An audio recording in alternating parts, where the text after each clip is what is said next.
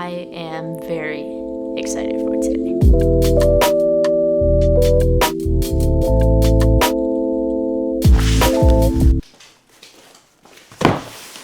So technically speaking, this video probably gonna suck. Normally I hold myself to a certain level of quality before I publish anything on YouTube, but I'm just way too excited about what's in this box to do that.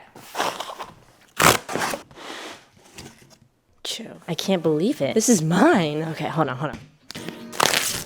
She is beautiful. Charging port, charging block.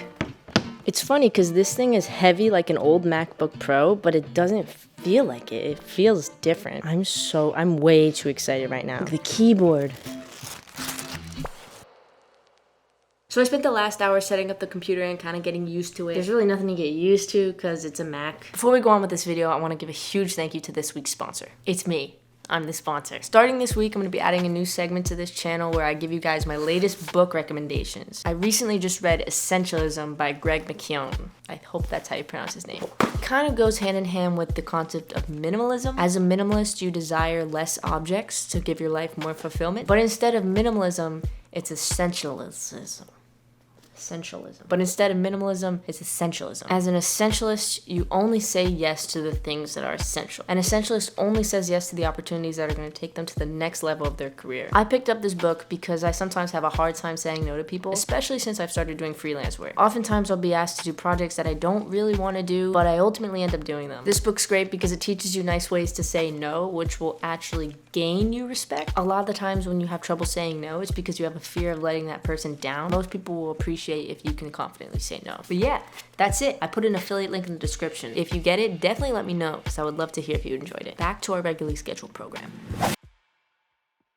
There's no touch bar, which I'm very glad about. I didn't like it. I thought it was unnecessary. The fingerprint ID thing is right here. Anybody that's been following the new computers knows this is a big deal. All the ports are back. You have your two USB-C ports, headphone port, HDMI port. I think that's another USB-C port. And an SD card slot, which is huge. This, personally, just feels ridiculous to me. There is no USB port though, so if you're trying to use USB, you're still gonna need a dongle. And if you can't already tell, I'm pretty pumped about this. All the devices I've been using to edit on for the past lifetime have been not great. The past year or so, I've been surviving on this PC that my dad built for VR. It sounds like it should be a workhorse, but at the end of the day, it's built for gaming. It's not optimized for video editing. So it kind of caught up to me the past few months. It's gotten so bad where I can't even export videos on Premiere Pro, which is a little bit of my excuse for why my channel content has kind of been inconsistent the past few weeks. I've said this so many times now and I still stand by it. I'm a huge believer in investing in yourself. I really feel like it's the only way to take yourself to the next level. It's hard for me to make the best videos possible when I have so many obstructions and obstacles to getting those videos. Yes, I can still make it work on my computer setup right now, but it won't be nearly as enjoyable. It's gonna feel like a task and I'm gonna get burnt out quick. But having a new laptop is gonna take away some of those obstacles, which will make it easier to execute. Editing is probably my favorite part of making videos, but it's also the part that I dread the most, simply because there's so many factors outside of my control that obstruct me from making the videos that I want to make. So I'm just really excited.